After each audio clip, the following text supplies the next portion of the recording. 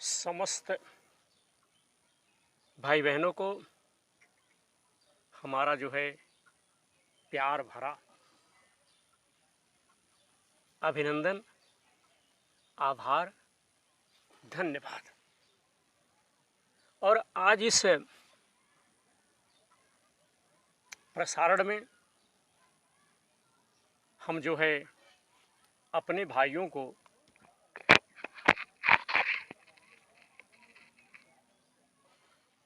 योगोपवीत्र या कहिए जनेऊ से संबंधित कुछ जानकारी हम देने का प्रयास कर रहा हूं। साथियों, जिस प्रकार से स्त्रियों के 16 श्रृंगार होते हैं, उसी प्रकार से पुरुषों के 16 संस्कार होते हैं मनुष्य के। तो गुरुदेव महाराज की जय हो, आप सबकी जय हो, आप सबके माता पिता की जय हो, समस्त साधु संतों की जय हो, अयोध्या, द्वारिका, मथुरा, चित्रकूट, कामतानाथ की जय हो। और आज के इस आलेख में हम अपने भाइयों को क्यों पहनते हैं जनेऊ और क्या है इसके लाभ हरिओम, इस पर हम अपने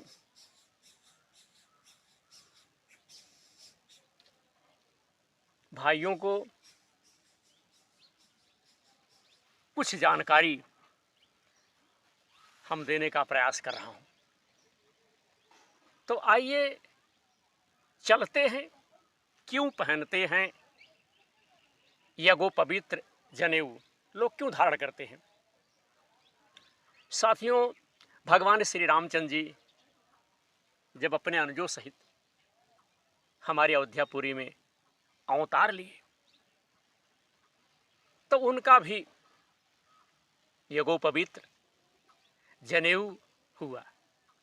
तो भय कुमार जब ही सब भ्राता, दिन जनेऊ गुरु पे तुमाता। भय कुमार जब ही सब भ्राता, दिन जनेऊ गुरु पीतु माता। और भैया, गुरुगृह गए पढ़न रघुराई, अल्पकाल विद्या सब आई, अल्पकाल विद्या सब आई। साथियों, ज्यों ही सब भाई कुमार अवस्था के हुए, त्यों ही गुरु और भगवान श्री राम के माता पिता ने उनका यज्ञोपवीत्र संस्कार कर दिया। श्री रघुनाथ जी सहित इन चारों भाइयों सहित गुरु के घर में विद्या पढ़ने के लिए गए, विद्या अध्ययन करने के लिए गए। और साथियों, थोड़े ही समय में, कम समय में उनको सब विद्याएं प्राप्त हो गई। साथियों, जनेऊ को उपवीत, यज्ञसूत्र, व्रतबंध, बलबंध, मोनीबंध और ब्रह्मसूत्र भी कहते हैं। इसे उपनयन संस्कार भी कहते हैं। उपनयन का अर्थ है पास या सन्निकट ले जाना। और किसके पास? ब्रह्मा, ईश्वर और ज्ञान के पास ले जाना। साथियों, जनेऊ धारण करने के बाद ही द्विज बालक को या ब्राह्मण को यज्ञ तथा स्वाध्याय करने का अधिकार जो है प्राप्त हो जाता है। और जब तक यज्ञो पवित्र नहीं होता, द्विज ब्राह्मण जो है यज्ञ का अधिकारी नहीं होता। द्विज का अर्थ होता है दूसरा जन्म। संस्कार हमारे जो हैं उससे यह विदित होता है। साथियों, अब आइए चलते हैं मेन विषय पर कि क्यों पहनते हैं जनेऊ, कि भैया काहे को पहनते हैं, क्या आवश्यकता है। तो इस पर हम चर्चा करेंगे। देखिए, हिंदू धर्म के 16 संस्कारों में से एक उपनयन संस्कार जनेऊ साथियों होता है, जिसे लोग पहनते हैं और इसे यज्ञोपवीत संस्कार भी कहते हैं। मुंडन और पवित्र जल में स्नान भी इसी संस्कार के अंग होते हैं। प्राचीन काल में पहले शिष्य, संत और ब्राह्मण बनने के लिए साथियों दीक्षा दी जाती थी। इस दीक्षा देने के तरीके में से एक जनेऊ धारण करना पड़ता था, पहनना पड़ता था। प्राचीन काल में साथियों गुरुकुल में दीक्षा लेने या संन्यास्त होने के पूर्व यह संस्कार होता था। यज्ञोपवीत को व्रतबंध भी कहते हैं। व्रतों से बंधे बिना मनुष्य का उत्थान संभव नहीं है। अरे भैया, आप स्वतंत्र रहेंगे, कोई डर नहीं रहेगा तो आप अनैतिक कार्य तो करेंगे। इसलिए यज्ञोपवीत को व्रतबंध भी कहते हैं। और व्रतों से बंधे बिना मनुष्य का उत्थान कल्याण संभव नहीं है। यज्ञोपवीत को व्रतशीलता का प्रतीक मानते हैं। इसलिए इसे सूत्र भी कहते हैं। धर्मशास्त्र में यम नियम का जो भैया धर्मशास्त्र है उसमें यम नियम को व्रत माना गया है। बालक की आयु वृद्धि हेतु गायत्री तथा वेद पाठ का अधिकारी बनाने के लिए उपनयन जनेऊ संस्कार अत्यंत आवश्यक है। अब दीक्षा देने का प्रचलन जो है वैदिक ऋषियों ने प्रारंभ किया था। सब नहीं किए थे। दीक्षा देने का प्रचलन ऋषियों ने आरंभ किया था। प्राचीन काल में पहले शिष्य और ब्राह्मण बनने के लिए दीक्षा दी जाती थी। माता पिता अपने बच्चों को जब शिक्षा के लिए भेजते थे तब भी दीक्षा दी जाती थी। हिंदू धर्मानुसार दिशाहीन जीवन को दिशा देना ही दीक्षा है। दीक्षा एक शपथ, एक अनुबंध और एक संकल्प है। दीक्षा के बाद व्यक्ति द्विज बन जाता है। द्विज का अर्थ दूसरा जन्म, दूसरा व्यक्तित्व। अन्य धर्मों में यह संस्कार, साथियों सनातन धर्म से प्रेरित यह उपनयन संस्कार सभी धर्मों में मिल जाएगा। यह दीक्षा देने की परंपरा प्राचीन काल से रही है। हालांकि कालांतर में दूसरे धर्मों में दीक्षा को अपने धर्म में धर्मांतरित करने के लिए प्रयुक्त किए जाने लगा। इस आर्य संस्कार को सभी धर्मों में किसी न किसी कारणवश भिन्न भिन्न रूप में अपनाया जाता रहा। मक्का में काबा की परिक्रमा से पूर्व यह संस्कार जो है किया जाता था। सारनाथ की अति प्राचीन बुद्ध की प्रतिमा का सूक्ष्म निरीक्षण करने से उसकी छाती पर यज्ञोपवीत की सूक्ष्म रेखा दिखाई देती है। जैन धर्म में भी इस संस्कार को किया जाता है। वित्र, मेखला, अधोवसन, लुंगी का संबंध पारसियों से भी है। सिख धर्म में इसे अमृत संचार कहते हैं। बौद्ध धर्म से इस परंपरा को ईसाई धर्म ने अपनाया, जिसे वह भैया बप इस्तिमा कहते हैं, यहूदी और इस्लाम धर्म में खातना करके साथियों दीक्षा दी जाती है। साथियों, जीवाणुओं कीटाणुओं से बचाव, जो लोग जनेऊ पहनते हैं, जनेऊ धारण करते हैं और इनसे जुड़े नियमों का पालन करते हैं, वह मल मूत्र त्याग करते वक्त अपना मुंह बंद रखते हैं। इसकी आदत पड़ जाने के बाद लोग बड़ी आसानी से गंदे स्थानों पर पाए जाने वाले जीवाणुओं और कीटाणुओं के प्रकोप से बच जाते हैं। गुर्दे की रक्षा, गुर्दे की किस प्रकार से सुरक्षा होती है? यह नियम है कि बैठकर ही जलपान करना चाहिए। कुछ लोग क्या करते हैं कि भैया खड़े खड़े जूता चप्पल पहन करके जलपान करते हैं, हाँ? ये ठीक नहीं है। यह नियम है कि बैठकर ही जलपान करना चाहिए, अर्थात खड़े रहकर पानी नहीं पीना चाहिए। पानी पिए छान के, बात बोले जान के। तो भैया पानी जो है खड़े होकर के नहीं पीना चाहिए। इसी नियम के तहत बैठकर ही मूत्र त्याग करना चाहिए, पेशाब करना चाहिए। उक्त दोनों नियमों का पालन करने से किडनी पर प्रेशर नहीं पड़ता। जनेऊ धारण करने से यह दोनों ही नियम अनिवार्य हो जाते हैं। हृदय रोग व ब्लड प्रेशर से बचाव।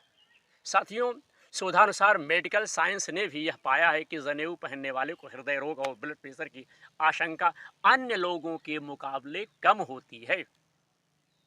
भैया जनेऊ शरीर में खून के प्रवाह को भी कंट्रोल करने में मददगार होता है। चिकित्सकों, डॉक्टरों के अनुसार यह जनेऊ के हृदय के पास से गुजरने से यह हृदय रोग की संभावना को कम करता है, क्योंकि इससे रक्त संचार सुचारू रूप से संचालित होने लगता है। साथियों, लकवे से बचाओ। जनेऊ धारण करने वाला आदमी को लकवे मारने की संभावना कम हो जाती है? क्योंकि आदमी को बताया गया है कि जनेऊ धारण करने वाले को लघु शंका करते समय दांत पर दांत बैठाकर रखना चाहिए। मल मूत्र त्याग करते समय दांत पर दांत बैठाकर रहने से आदमी को लकवा जो है नहीं मारता। कब्ज से बचाओ। साथियों, जनेऊ को कान के ऊपर कसकर लपेटने का नियम है और ऐसा करने से कान के पास से गुजरने वाले उन नसों पर भी दबाव पड़ता है जिनका संबंध सीधे आंतों से है। इन नसों पर दबाव पड़ने से कब्ज की शिकायत नहीं होती है। पेट साफ होने पर शरीर और मन दोनों ही सेहतमंद भैया रहते हैं। अब भैया आते हैं सुकाड़ुओं की रक्षा। दाएं कान के पास से वह नसें भी गुजरती हैं जिनका संबंध अंडकोश और गुप्तेंद्रियों से होता है। मूल त्याग के वक्त दाएं कान पर जनेऊ लपेटने से वह नसें साथियों दब जाती हैं जिनसे वीर्य निकलता है। ऐसे में जाने अनजाने शुक्राणुओं की रक्षा होती है। इससे इंसान के बल और तेज में वृद्धि होती है। अश्वण शक्ति की रक्षा। कान पर हर रोज जनेऊ रखने और कसने से अश्वण शक्ति का क्षय नहीं होता है। इससे स्मृति कोश बढ़ता रहता है। कान पर दबाव पड़ने से दिमाग की वह नसें एक्टिव हो जाती हैं जिनका संबंध अश्वण शक्ति से होता है। दरअसल गलतियां करने पर बच्चों के कान पकड़े या ईंठने के पीछे भी मूल कारण यही होता है। आचरण की शुद्धता। साथियों, कंधे पर जनेऊ है, इसका मात्र एहसास होने से ही मनुष्य बुरे कार्यों से दूर होने लगता है, या भैया कहिए दूर रहने लगता है। पवित्रता का एहसास होने से आचरण शुद्ध होने लगता है ना। आचरण जो है शुद्ध होने लगता है। आचरण की शुद्धता से मानसिक बल जो है बढ़ता है। बुरी आत्माओं से रक्षा। ऐसी मान्यता है कि जनेऊ पहनने वालों के पास बुरी आत्माएं नारायण नहीं फटकती। इसका कारण यह है कि जनेऊ धारण करने वाला खुद पवित्र आत्मरूप बन जाता है और भैया उसमें स्वतः ही आध्यात्मिक ऊर्जा का विकास होता है। कान में ही क्यों लपेटते हैं जनेऊ? यह भी बड़ा सुंदर प्रश्न है। मल मूत्र विसर्जन के पूर्व जनेऊ को कानों पर कस कर 2 बार लपेटना भैया पड़ता है ना। जो लोग पहनते हैं। इससे कान के पीछे की दो नसें जिनका संबंध पेट की आंतों से होता है, आंतों पर दबाव डालकर उनको पूरा खोल देती है, जिसमें मल विसर्जन आसानी से हो जाता है तथा कान के पास ही एक नस से मल मूत्र विसर्जन के समय कुछ द्रव्य विसर्जित होता है। अब जनेऊ उसके वेग को जो है रोक देता है, जिससे कब्ज, एसिडिटी, पेट रोग, मूत्रेंद्रिय रोग, रक्तचाप, हृदय के रोगों सहित अन्य संक्रामक रोग जो है नहीं होते। कान में जनेऊ लपेटने से मनुष्य में सूर्य नाड़ी का जागरण होता है। कान पर जनेऊ लपेटने से पेट संबंधी रोग एवं रक्तचाप की समस्या से भी बचाव होता है।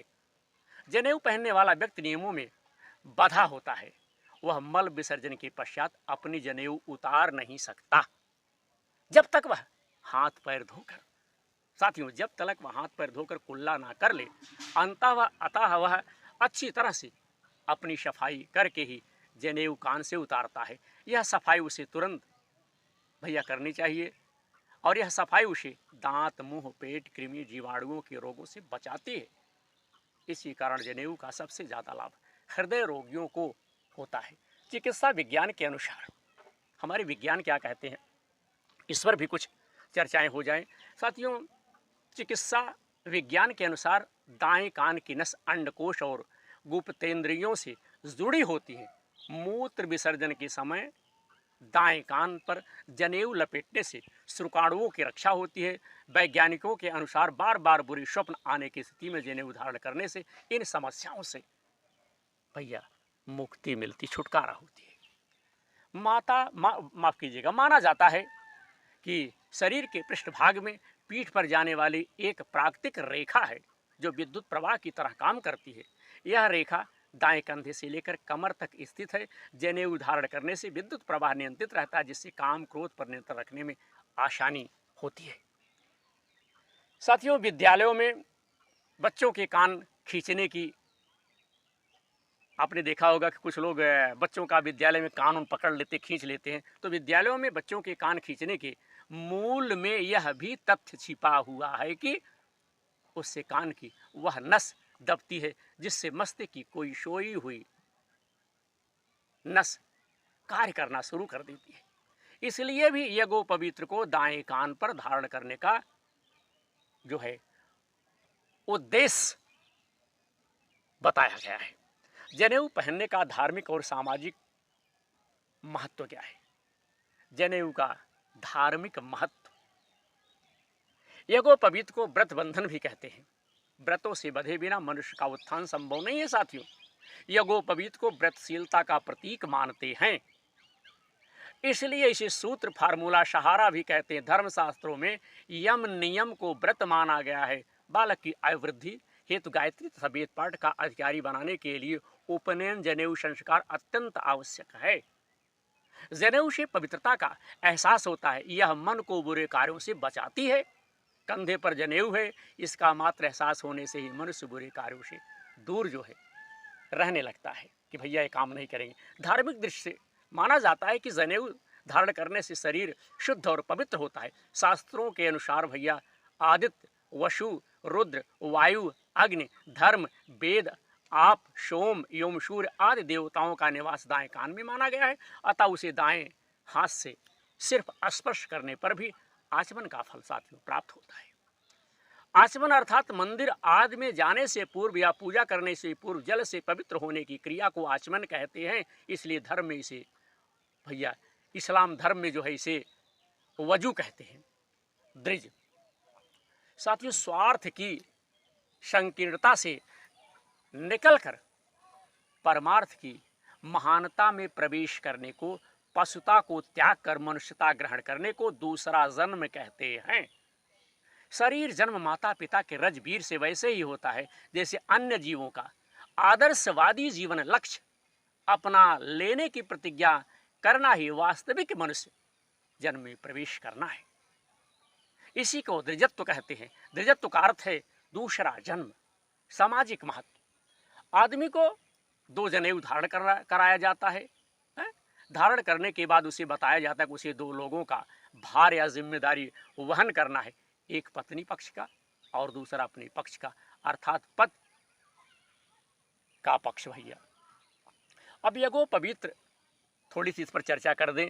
यज्ञोपवीत धारण करने का नियम, जनेऊ धारण करने का नियम। साथियों, यज्ञोपवीत धारण करने वाले व्यक्ति को सभी नियमों का पालन करना अनिवार्य होता है। एक बार जनेऊ धारण करने के बाद मनुष्य उसे उतार जो है नहीं सकता। मैला होने पर उतारने के बाद तुरंत दूसरा जनेऊ नया धारण करना पड़ता है। साथियों, लड़की भी पहन सकती है जनेऊ, वह लड़की जिसे आजीवन ब्रह्मचर्य का पालन करना हो वह जनेऊ धारण कर सकती है। ब्रह्मचारी 3 और विवाहिता 6 धागों की जनेऊ पहनते हैं। यज्ञोपवीत के 6 धागों में से 3 धागे स्वयं के और 3 धागे साथियों पत्नी के बताए गए हैं। कब पहने जनेऊ? जिस दिन गर्भ धारण किया हो उसके 8वें वर्ष बालक का उपनयन संस्कार किया जाता है। जनेऊ पहनने के बाद ही विद्या आरंभ होता है। लेकिन आजकल गुरु परंपरा के समाप्त होने के बाद अधिकतर लोग जनेऊ नहीं पहनते भैया, तो उनको विवाह के पूर्व जनेऊ पहनाई जाती है, लेकिन वह सिर्फ रस्म अदायगी से ज़्यादा कुछ नहीं, क्योंकि वे जनेऊ का महत्व तो समझते ही नहीं। तो जब भैया महत्व समझेंगे नहीं तो आप पहनेंगे कहाँ?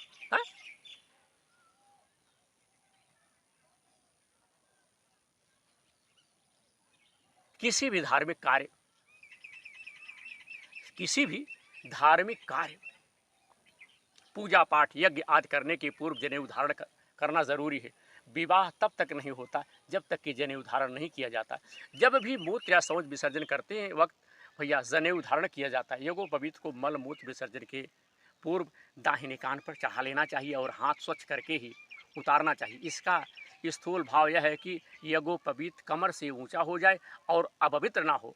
अपने व्रतशीलता के संकल्प का ध्यान इसी बहाने बार बार किया जाता है। साथियों, यज्ञोपवीत का कोई तार टूट जाए या भैया 6 माह से अधिक समय हो जाए तो उसे जो है बदल देना चाहिए। खंडित प्रतिमा शरीर पर नहीं रखते। धागे कच्चे और गंदे होने लगे तो पहले ही साथियों बदल देना चाहिए। जन्म मरण के सूतक के बाद इसे बदल देने की परंपरा है। जिनके गोद में छोटे बच्चे नहीं हैं वह महिलाएं भी यज्ञोपवीत संभाल सकती है, किंतु उन्हें हर मास अधिक शौच के बाद इसे जो है बदलना पड़ेगा। यज्ञोपवीत शरीर से बाहर नहीं निकाला जाता। साफ करने के लिए उसे कंठ में पहने रहकर ही घुमाकर भी लोग धो लेते हैं। भूल से उतर जाए तो भैया प्रायश्चित की 1 माला जब करने या बदल लेने का नियम है। देव प्रतिमा की मर्यादा बनाए रखने के लिए उसमें चाबी के गुच्छे आदि ना बांधे। कुछ लोग क्या करते हैं, यज्ञोपवीत में जनेऊ में चाबी बांध लेते हैं और इसके लिए भिन्न व्यवस्था रखें। बालक जब इन नियमों के पालन करने योग्य हो जाए तभी उसका यज्ञोपवीत जो है साथियों करा देना चाहिए। जनेऊ क्या है? 2 शब्द। आपने देखा होगा कि बहुत से लोग बाएं कंधे से दाएं बाजू की और एक कच्चा धागा लपेटे रहते हैं। इस धागे को जनेऊ कहते हैं। जनेऊ 3 तागों वाला एक सूत्र होता है। यह भैया सूत्र से बना पवित्र धागा होता है जिसे व्यक्ति बाएं कंधे से ऊपर तक दाएं भुजा के नीचे पहनता है। अर्थात इसे गले में इस तरह डाला जाता है कि वह बाएं कंधे के ऊपर रहे। 3 सूत्रों के भैया क्यों होते हैं? जनेऊ जो है 3 सूत्र का क्यों होता है? जनेऊ में मुख्यतः या भैया मुख्य रूप से 3 धागे होते हैं। प्रथम यह 3 सूत्र त्रिमूर्ति ब्रह्मा विष्णु और महेश के प्रतीक होते हैं। द्वितीय यह 3 सूत्र देव ऋण पितृ ऋण और भैया ऋषि ऋण के प्रतीक होते हैं। और तृतीय यह सत्व रज और तम का प्रतीक है। चतुर्थी यह गायत्री मंत्र के 3 चरणों का प्रतीक है। पंचम यह 3 आश्रमों का प्रतीक है। संन्यास आश्रम में यज्ञोपवीत को उतार दिया जाता है। अब भैया 9 तार वाला हरिओम नारायण। यज्ञोपवीत के एक तार में 3 तार होते हैं। इस तरह कुल तारों की संख्या 9 होती है। 1 मुख, 2 नासिका, 2 आंख, 2 कान, मल और मूत्र के 2 द्वार मिलाकर कुल 9 होते हैं। हम मुख से अच्छा बोलें और खाएं, आँखों से अच्छा देखें और कानों से अच्छा सुने। 5 गांठ।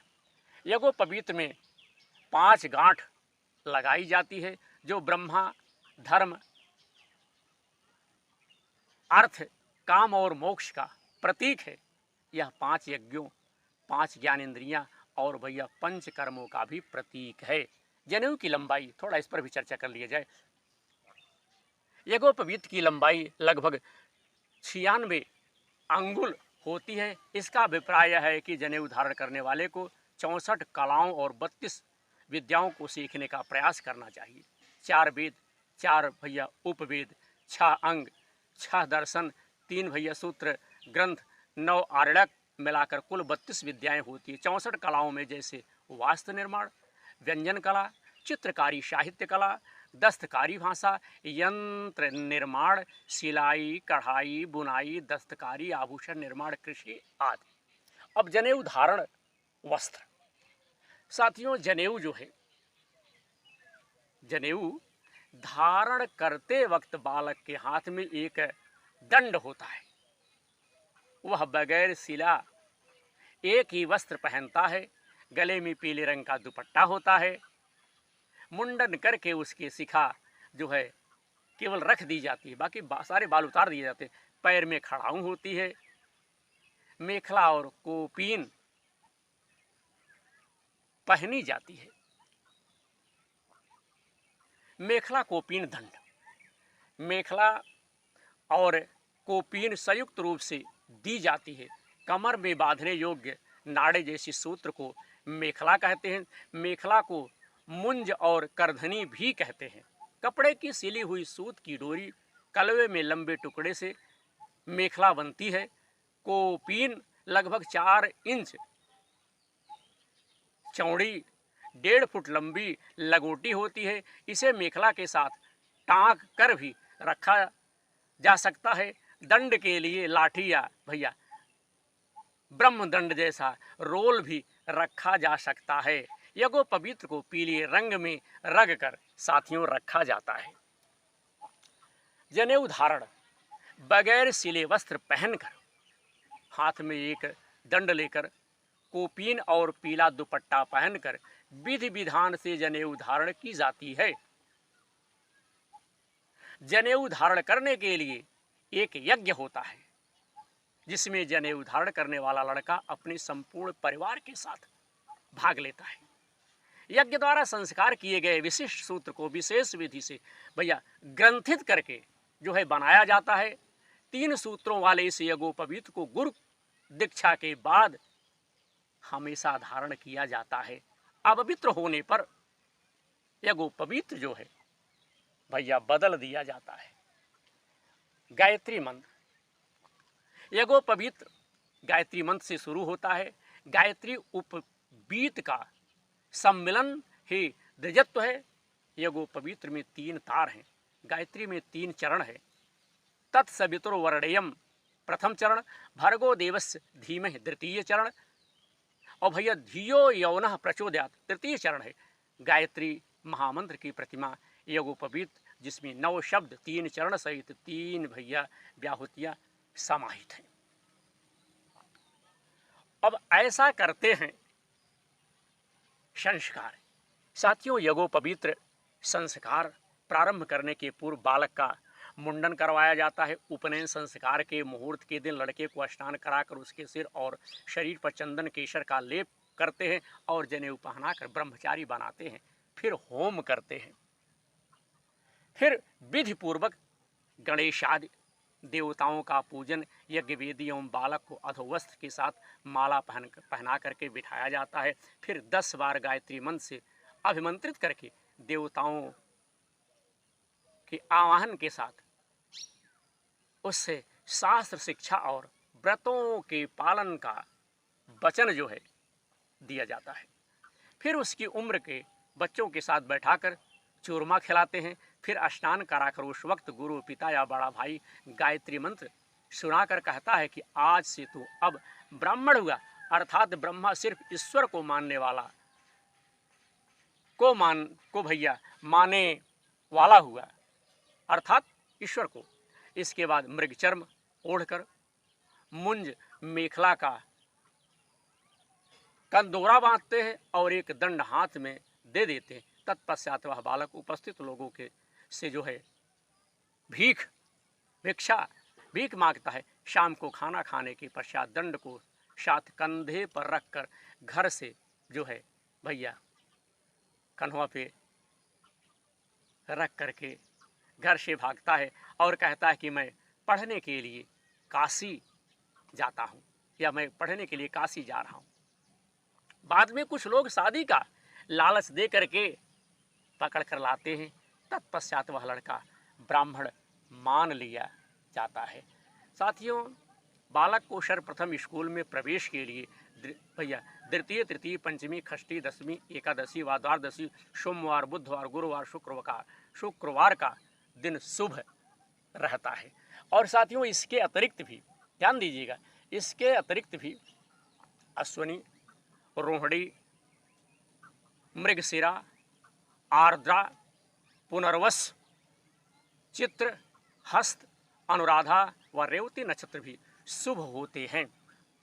तिथियां रहेगी 2, 3, 5, 6, 10, 11, 12 भी शुभ दिनांक माने गए हैं। यज्ञोपवीत संस्कार का मुहूर्त, इस पर भी थोड़ी चर्चा करेंगे। साथियों, यज्ञोपवीत संस्कार के बाद ही व्यक्ति को द्विज कहा जाता है। यज्ञोपवीत के 3 धागे क्रमशः पितृ ऋण, ऋषि ऋण एवं देव ऋण कुल की मर्यादा के प्रतीक होते हैं। अब आपको बताएंगे यज्ञोपवीत धारण करने की आयु। हरिओम।